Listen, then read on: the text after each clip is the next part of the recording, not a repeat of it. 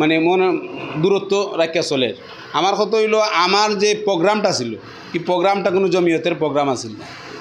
এই প্রোগ্রামও যে কোনো ওলামায়ে কেরাম আইবা, নির্দ্বিধায় আইবা, নির্ভয়ে আইবা।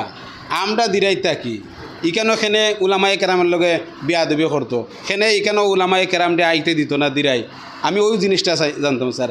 এরা অত ধরনের বিয়াদবির সুযোগ পাইল কিলা আমরা এখানে ওলামায়ে কেরাম থাকা সত্যি।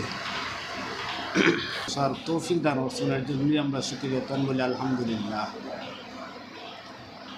আলোচনা এবং আমরা যে উদ্দেশ্য বইছি মৌলানা লুকমান সাহেবের কাছ থেকে আমরা অবশ্যই শুনছি। আমি জমিয়ত করি আলহামদুলিল্লাহ, আল্লাহর শুকর। অনেক বছর যাবৎ আমি ছাত্র জমিয়তের দায়িত্ব আসলাম, যুব জমিয়তের দায়িত্ব আসলাম। বাস্তবে